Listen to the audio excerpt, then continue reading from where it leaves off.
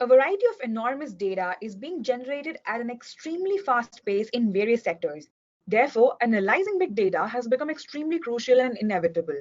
As a result, big data analytics is being adopted all throughout the globe in order to gain numerous benefits from the data being produced.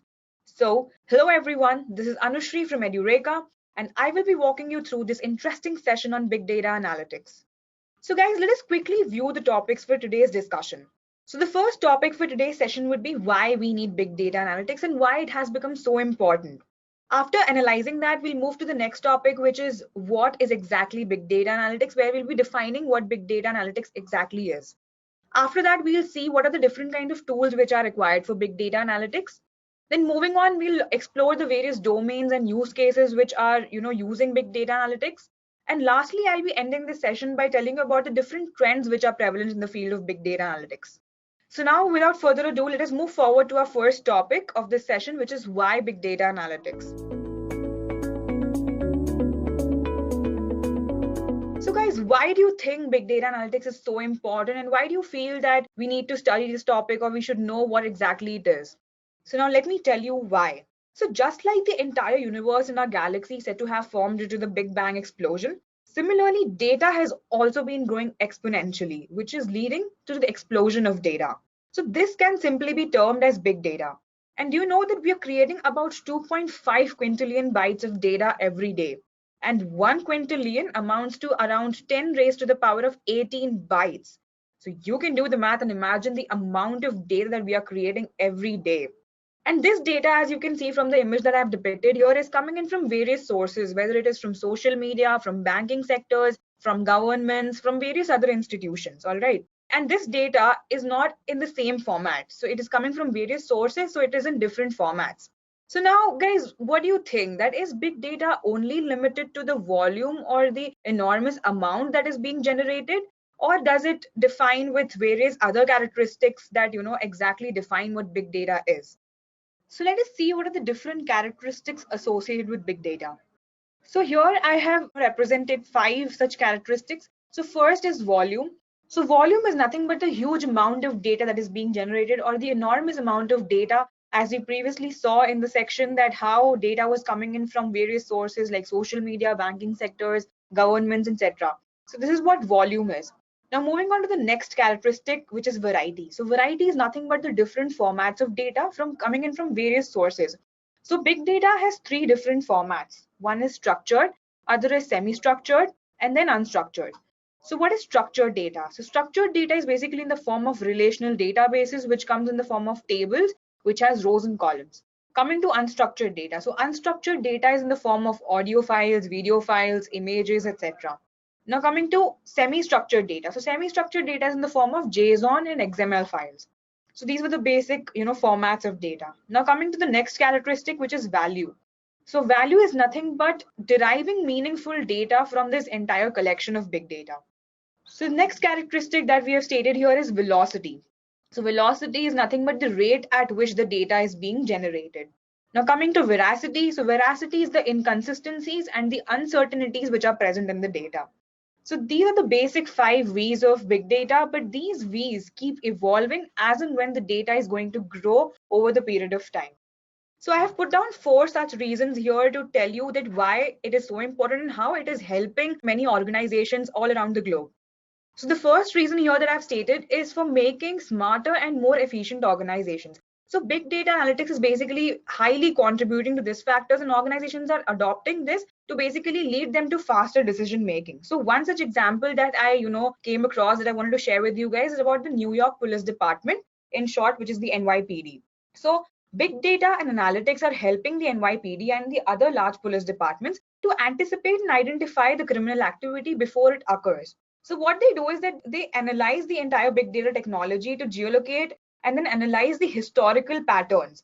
And they map these historical patterns with sporting events, paydays, rainfalls, traffic flows, and federal holidays. So essentially what the NYPD is doing, that they're utilizing these data patterns, scientific analytics, technological tools to do their job. And they're ensuring that by using these different tools, they're doing their job to the best of their ability.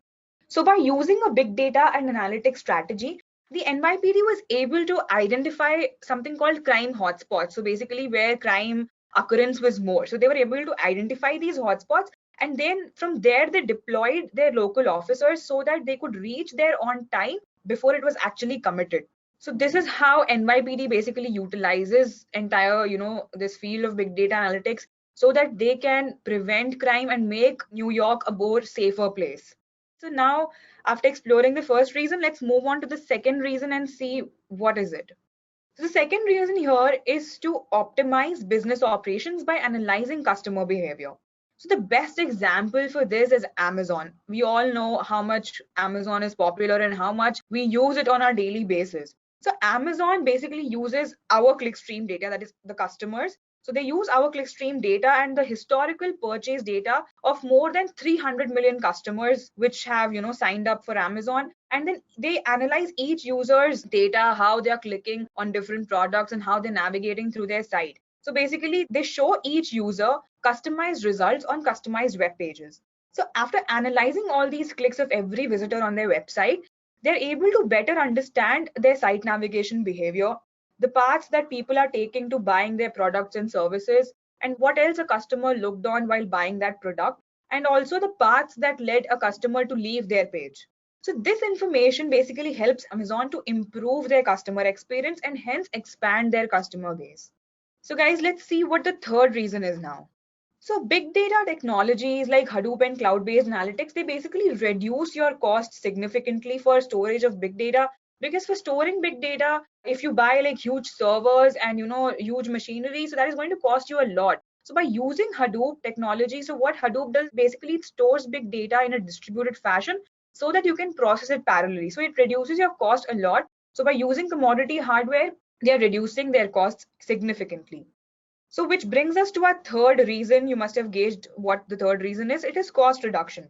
So now let us see how healthcare is using big data analytics to curb their costs. So using new data tools that send automatic alerts when patients are due for immunizations or lab work, more and more physicians could reduce the hospitalizations by practicing better preventive care. So you know what? The patients started using these new sensor devices at home and on the go. So these new sensor devices, they basically, deliver constant streams of data that can be monitored and analyzed in real time. So they help the patients avoid hospitalization by self-managing their conditions. Now, for hospitalized patients, physicians can use predictive analytics to optimize outcomes and then reduce the readmissions. So Parkland Hospital in Dallas, Texas is one such example, which has been using analytics and predictive modeling to identify these high-risk patients. And then they predict likely outcomes once the patients are sent home. So as a result, Parkland has been able to reduce its 30-day readmissions back to Parkland and all area hospitals for Medicare patients with heart failure by around 31%. So for Parkland, that estimates about a savings of $500,000 annually. And of course, not to mention that the savings which patients are also realizing by avoiding these readmissions. So this is how healthcare is, widely using big data analytics to reduce their costs significantly. Now let's move forward to see the last reason for why big data analytics is so essential.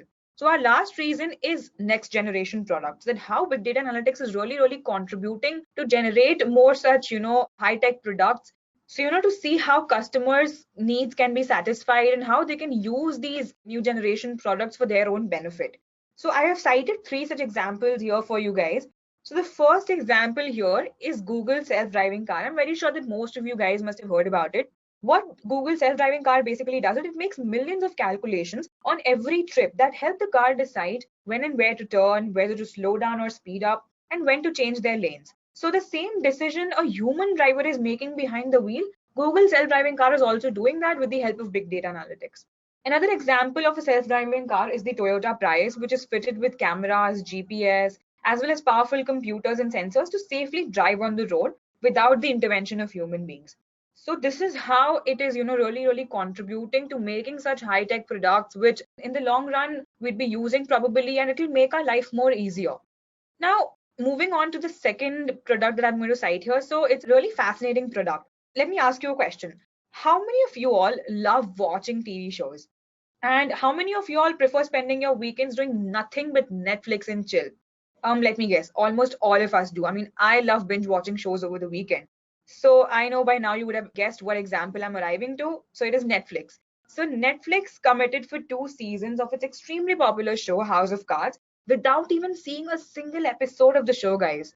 And this project of, House of Cards of 2 seasons, it costed Netflix about $100 million. So guys, how do you think that Netflix was able to, take such a big risk monetarily? So the answer to this, my friends, is big data analytics. So by analyzing the viewer data, the company was able to determine that the fans of the original House of Cards, which aired in the UK, they were also watching movies that starred Kevin Spacey, who was playing the lead in the show House of Cards, and they were directed by David Fincher, who's also one of the show's executive producers. So basically, Netflix is analyzing everything. So from what show you are watching to when you pause it or to when even you turn it off. So last year, Netflix grew its US subscriber base by around 10%. And then they added nearly 20 million subscribers from all around the globe. So how fascinating is that? I mean, this is brilliant. I am sure that the next time you guys are watching a show on Netflix, you'll be really happy because you already know how the backend is working and how Netflix is recommending you new shows and new movies. So now moving on to the third example that I've cited here. So it's one of the really cool things that I've come across. So this is a smart yoga mat. Now, this has sensors embedded in the mat, which will be able to provide feedback on your postures, score your practice, and even guide you through an at-home practice. So the first time you use your smart mat, it will take you through a series of movements to calibrate your body shape, size, and personal limitations. So this personal profile information of yours is then stored into your smart mat app, and this will help the smart mat detect when you're out of alignment or balance. So over time, it will automatically evolve with updated data as you improve your yoga practice. So now I'm sure that with these, very interesting and exciting examples, you would have got an idea about what exactly big data analytics is doing and how it is improving various organizations in their sales and marketing sector. So now let's move forward and finally, formally define what big data analytics is. So guys, what is big data analytics? Big data analytics examines large and different types of data to uncover hidden patterns, correlations, and other insights. So basically what big data analytics is doing, it is helping large companies to facilitate their growth and development. So this majorly involves applying various data mining algorithms on a given set of data, which will then aid these organizations in making better decisions. So now that you know why we need big data analytics, what is exactly big data analytics? Now let us see and explore what are the different kind of stages which are involved in this procedure of a big data analytics. So these are the different stages involved in this entire procedure. So the first stage is identifying the problem. So what is our problem that we need to solve? This is the most important step, of course, and this is the first step of the process. The second step is to design our data requirements. So of course, after identifying the problem, we need to decide what kind of data is required for analyzing this particular problem. The third step is pre-processing. So in the pre-processing step, basically cleaning of data takes place and you perform some sort of processing. Now, after the processing stage, we come to the fourth stage, which is the analytics stage. So in this stage, you would be basically analyzing the processed data using various methods. After the analytics stage, we'll move to the final stage, which is data visualization. So in visualization of data stage, you will basically visualize the data using tools like Tableau, AngularJS, but the visualization of data will only take place in the end. So these are the basic 5 stages in this entire procedure. Now that you've understood this, let's move forward and understand what are the different types of big data analytics. There are 4 basic types. One is descriptive analytics, second is predictive analytics, third is prescriptive analytics, and fourth is diagnostic analytics. So let us understand the first type, which is descriptive analytics. So descriptive analytics basically answers your question, what has happened? And how does descriptive analytics answer this question? It uses data aggregation and data mining techniques to provide insight into the past, and then it answers what is happening now based on the incoming data. So basically, descriptive analytics does exactly what the name implies. It describes or it summarizes the raw data and it makes it something which is interpretable by humans. And the past, which I just referred in this context, it basically can be 1 minute ago or even a few years back. So the best example that I could cite here for descriptive analytics is basically the Google Analytics tool. So Google Analytics basically is aiding organizations or different businesses by analyzing their results through Google Analytics tool. So the outcomes that help the businesses understand what actually has happened in the past and then they validate if a promotional campaign was successful or not based on the basic parameters like page views. So basically, descriptive analytics is therefore an important source to determine what to do next. Another example is what we saw earlier in the new generation product, which is Netflix. So Netflix basically uses descriptive analytics, as I told you guys, to find the correlations among the different movies that a subscriber is watching. And to improve their recommendation engine, they use historic sales and customer data. So this is what descriptive analytics is. Now let's move forward to the second type, which is predictive analytics.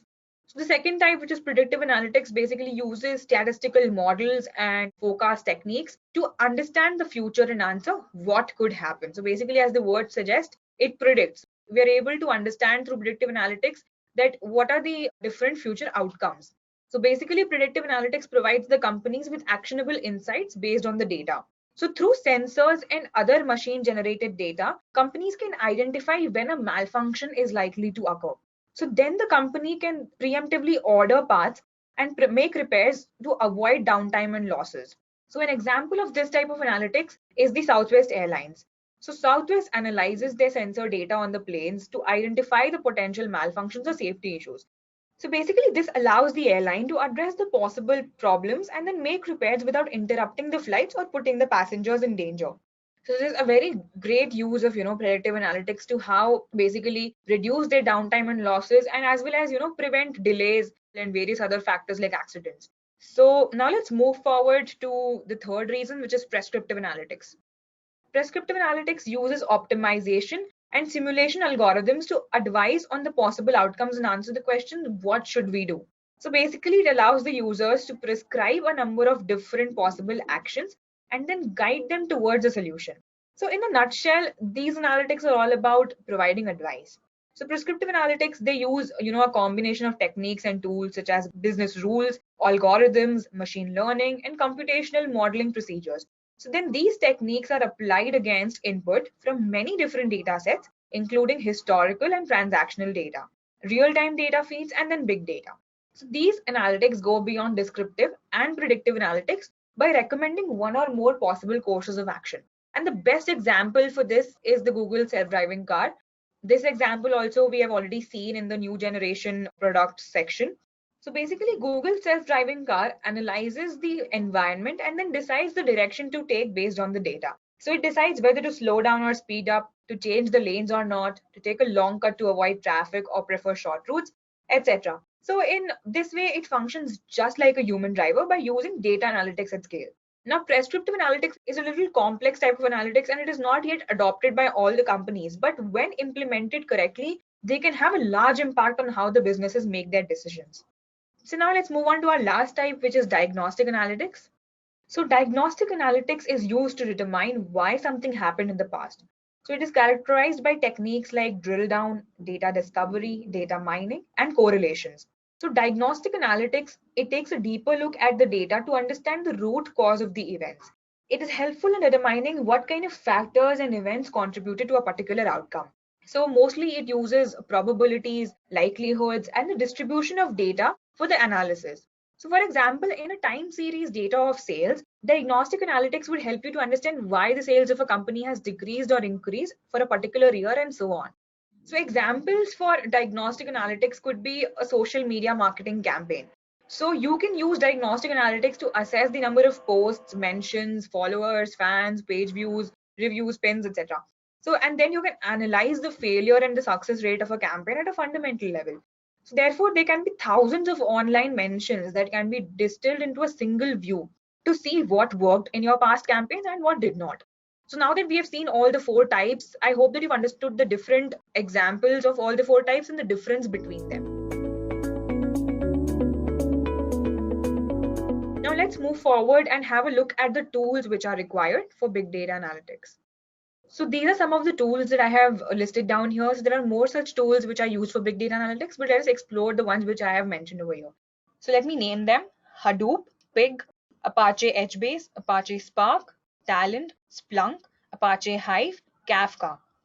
So now let me start with the first one, which is Hadoop. So Hadoop is basically a framework that allows you to store big data in a distributed fashion so that you can process it parallelly.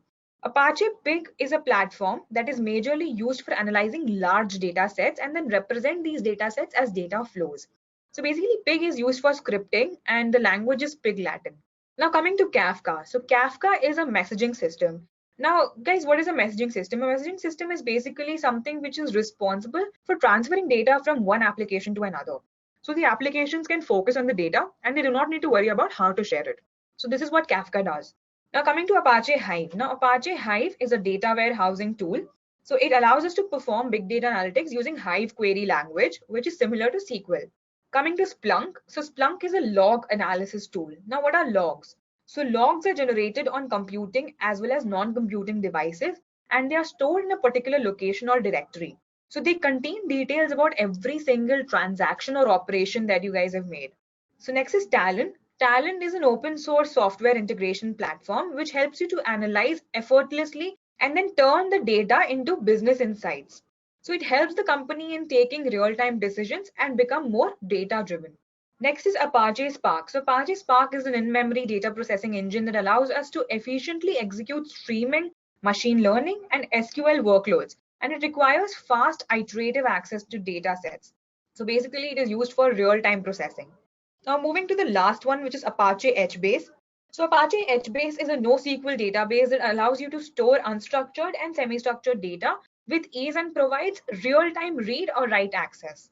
So these were the tools that I could list down, and I have also told you about the different functions in brief that they perform. So now let us move forward and explore the different kind of domains which are using big data analytics. So these are some of the domains that I've listed out for you guys to understand how they're using big data analytics and how widely it is being used in different kinds of domains. So healthcare, we've already discussed previously, has been using big data analytics to reduce costs, predict epidemics, avoid preventable diseases, and then improve the quality of life in general. So one of the most widespread application of big data in healthcare is electronic health records, which is EHRs. I'm sure that most of you must have heard about it. It basically stores the patient's entire data. Now coming to telecom industry. So telecom industry is one of the most significant contributors to big data. So telecom industry basically analyzes all our call data records in real time, and then they identify fraudulent behavior and acts on them immediately. Now the marketing division of telecom industry, it basically modifies their campaign to better target its customers and then use these insights which are gained by them to develop new products and services. Coming to insurance companies, so insurance companies use big data analytics for risk assessment, fraud detection, marketing, customer insights, customer experience, and much more. Now, governments across the world are also adopting big data analytics. The Indian government, for example, had used big data analytics to get an estimate of the trade in the country. So the economists used central sales tax invoices for trade between two states to estimate the extent to which the states were trading between each other. Coming to banks and financial firms. Now, banks and financial services firms, they use analytics to differentiate fraudulent interactions from legitimate business transactions. So by applying analytics and machine learning, they're able to define the normal activity of a user or a customer based on their history and then distinguish it from the unusual behavior indicating fraud. So then the analysis systems, they suggest immediate actions such as blocking the irregular transactions, which stop the fraud before it occurs and improves the profitability. Now moving on to the next domain, which is automobile. So many automobile companies are utilizing big data analytics, and one example is Rolls-Royce. So Rolls-Royce embraced big data by fitting hundreds of sensors into its engines and propulsion systems. And these sensors basically record every tiny detail about the operation of these engines and propulsion systems. So then the changes in the data in real time are reported to the engineers, who will then decide the best course of action, such as scheduling a maintenance or dispatching the engineering teams if the problem arises. Now, the next domain is education. So education is one field where big data analytics is very slowly and gradually being adopted, but it is very important that we utilize big data analytics in this field, because so by opting for big data powered technology, as a learning tool instead of the traditional lecture methods, we can enhance the learning of a student as well as it can aid a teacher to basically track the performance in a better manner. Now coming to the last domain, which is retail. So retail includes both e-commerce and in-stores, and they are widely using big data analytics to optimize their business strategies. So we already saw that with the example of Amazon. So now that we've explored the various domains, let me show you the use cases that I have taken here to explain you about how big data analytics is widely being used. So I've taken two such use cases here. So the first use case is of Starbucks. So the leading coffee house chain makes use of behavioral analytics by collecting the data on its customers' purchasing habits in order to send personalized ads and coupon offers to the customers' mobile phones. So the company also identifies trends indicating whether the customers are losing interest in their product, and then they direct offers specifically to those customers in order to regenerate their interest. So I came across this article by Forbes which reported how Starbucks made use of big data to analyze the preferences of their customers to enhance and personalize their experience. So they analyzed, every member's coffee buying habits along with their preferred drinks to what time of the day they are usually ordering. So even when people visit a new Starbucks location, that store's point of sale system is able to identify the customer through their smartphone, and then the barista gives them their preferred order. So in addition, based on ordering preferences, their app, which is the Starbucks app, will suggest new products that the customers might be interested in trying. So this is how Starbucks is basically optimizing their business strategies and improving and basically increasing their customer base. Now let's move on and see what is the second use case that I want to share with you guys. The second use case is of P&G, Procter and Gamble. So Procter and Gamble uses market basket analysis and price optimization to optimize their products. So market basket analysis analyzes customer buying habits by finding associations between the different items that the customers place in their shopping baskets. So this is what exactly market basket analysis does. So apart from this, market basket analysis may be performed on the retail data of customer transactions at your store. So stores like Target, Walmart, etc., that they use market basket analysis to basically increase their sales and marketing.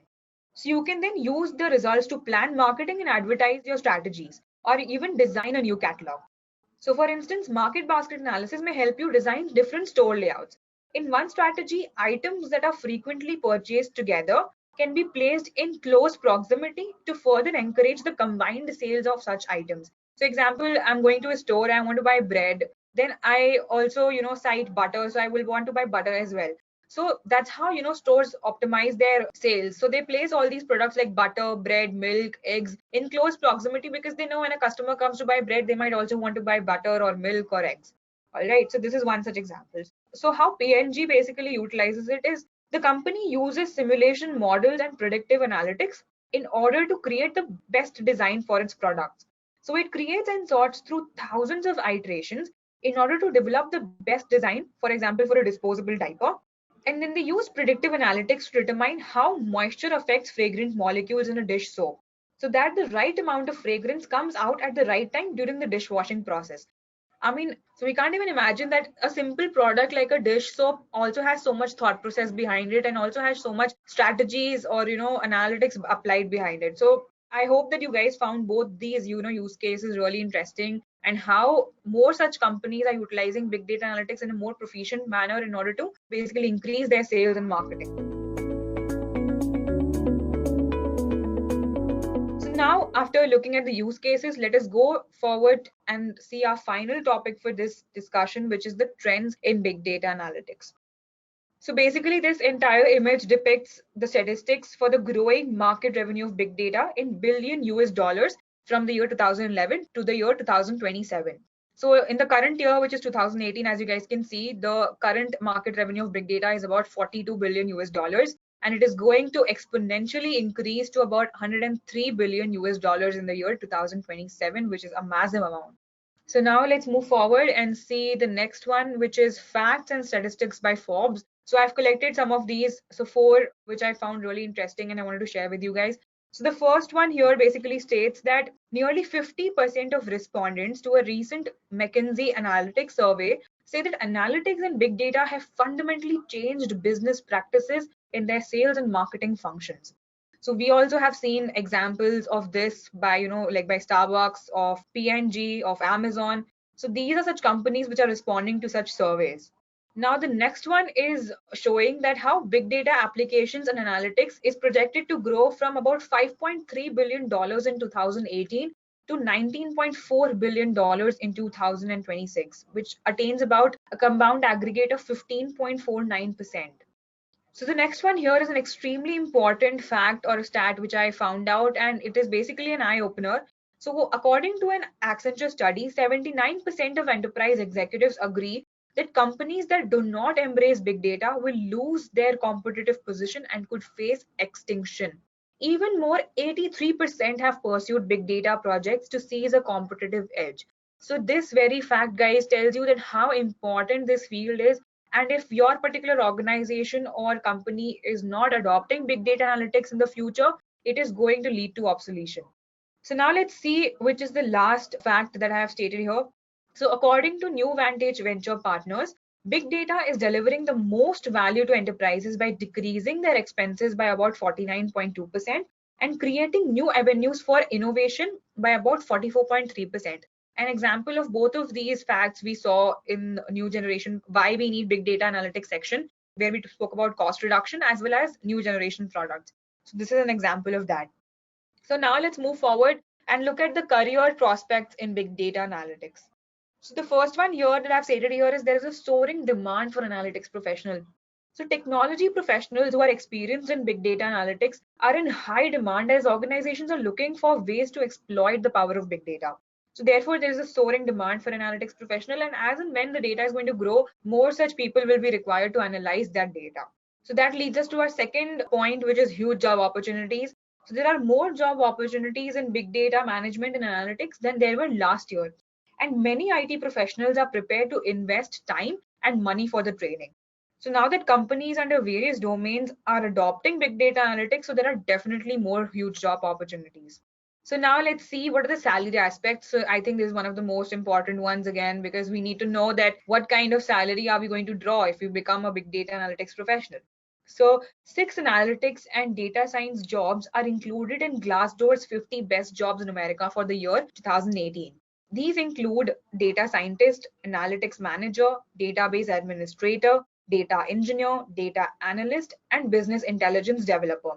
And the average salary of the 6 analytics jobs that I just stated, along with data science jobs, is about $95,000, which is absolutely amazing. And data scientist has been named the best job in America for about 3 years running, with a median base salary of $110,000 and 4,524 job openings. I mean, how wonderful is that? So you guys can see that how great the prospects are in this field, and if you guys are interested, then you should definitely learn more about this field, and who knows that you might be drawing such kind of a salary. So, but in India, the percentage of analytics professionals commanding the salaries lesser than 10 lakhs, it has gone lower, which is great.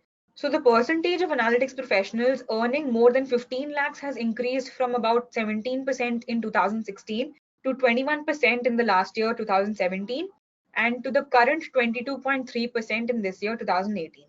Now, let me tell you what kind of job titles are there in this field. So the first one here is Big Data Analytics Business Consultant. Second is Big Data Analytics Architect. Third is Big Data Engineer. Fourth is Big Data Solution Architect. Fifth is Big Data Analyst. Sixth is Analytics Associate. Seventh is Business Intelligence and Analytics Consultant. And the last one is Metrics and Analytics Specialist. So I've just stated 8 over here. So these might be addressed in different names and different job titles. And there are more such job titles, I'm sure, so you can explore that. So now let's move on to see what are the skill sets that you require if you want to become an analytics professional. So these are the few skill sets that I've mentioned over here, and there can be more depending on the role that you're going to play, or maybe even restricted to one particular skill set. So it depends upon what role are you going to play in this field of big data analytics. So the first one is that I've put down here is basic programming. So you would obviously be expected to know some kind of a general purpose programming language. The second one here is statistical and quantitative analysis. So it is preferable if you know about the statistics and quantitative analysis. Now moving on to data warehousing. So knowledge of SQL and NoSQL database languages such as MySQL, and NoSQL has MongoDB, Apache HBase, and Cassandra. So knowing these databases is also very important. So next one is data visualization, which is I think one of the most important skill sets which are required. So as an analytics professional, you should know how to visualize the data in order to basically improve your business. So you need to know what kind of trends are going to be there in the data and how it is increasing and what kind of insights this data is going to provide you. So you should be able to visualize the data. You should be able to understand what the data is indicating. The next one is specific business knowledge. So this is extremely necessary according to me, because if you're an analytics professional and you don't know what business your company is basically working on and you're not aware about it, you won't be able to apply your knowledge of analytics to basically increase the sales and marketing of the company. All right, so the business knowledge of a particular company or the area which you're working on is extremely important. The last skill set that I've mentioned over here is computational frameworks. So out of the tools that we discussed in the previous section, one is expected to know at least more than one. So if you know Apache Spark, Hadoop, Pig, also again, that is depending upon the job role that you're going to play. So it is important that you're aware about at least one or more tools which are, required for big data analytics, and one or two such computational frameworks, because it is going to, of course, help you, and you will have a basic knowledge about how these tools are used for analyzing the data. So guys, this is all for today's session, and I hope that the world of big data analytics really fascinated you, and I hope that you really enjoyed watching this session. So thank you very much for attending it, and goodbye.